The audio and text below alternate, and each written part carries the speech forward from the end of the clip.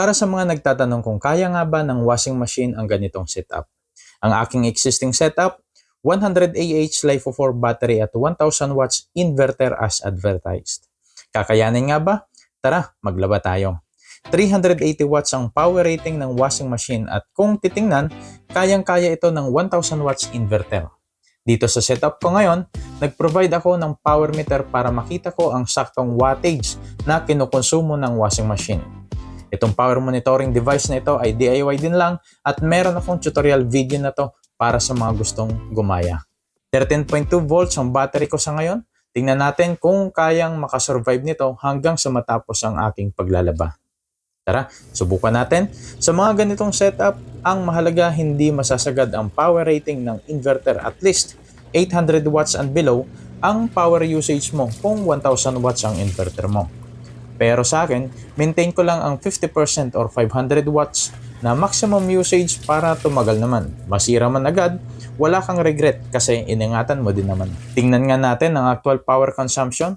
Ayan approximate na sa 250 watts lang. Malayong-malayo pa ito sa maximum wattage ng inverter kung ito ay true rated. Kaya kung bibili ka ng inverter, i-check ng mabuti kung akma nga ba sa needs mo ang specs ng inverter.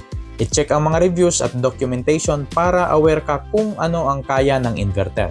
Hindi basta bili lang, gamit, nasira, tapos magpo-post sa Facebook na scam ako par, local, mahinang klase. Ang daming nasabi pero hindi inalam kung ano nga ba ang totoong specs ng device. Nako, wait lang. Yung labahin natin tapos na. Ang dami ko nang nasabi pero minsan yan ang katotohanan sa pagsosolar. Pangalawang salang na ito at yung solar setup ko, 13.2 to 13.1 volts. Kunti lang nabawas. Itong inverter medyo nakakaramdam na ng pagod. Umaandar na ang kanyang exhaust fan pero tolerable pa naman ang kanyang init. Kung mapapansin nyo, normal na bumabagsak ang battery voltage kapag nagdodraw ng kuryente ang washing machine. Simula sa 13.1 volts, nagdadrop ito hanggang 12.6 pero nakaka-recover din naman ulit yan. Makalipas ang ilang minuto, tapos na ang pangalawang salang. Sakto naman na medyo malaki itong mga labada ko sa ngayon para masubukan kung kakayanin nga ba ng solar setup ko.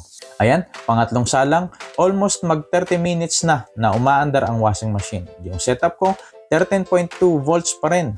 At ito yung isang advantage ng LiFePO4 battery kumpara sa mga lead acid battery.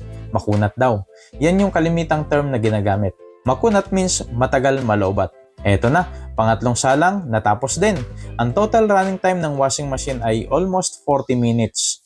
Kumustahin natin ang setup? 13.2 volts pa din. Parang hindi nabawasan yung 100 Ah na LiFePO4 battery. Pwede pa mag-electric fan maghapon, pwede pang manood ng TV. Saktong-sakto naman na sa ganda ng panahon ngayon, siguradong full charge ulit ang battery ito maghapon. At saktong-sakto ding sampayan itong ilalim ng solar panel setup ko, pwede na ulit magwashing bukas.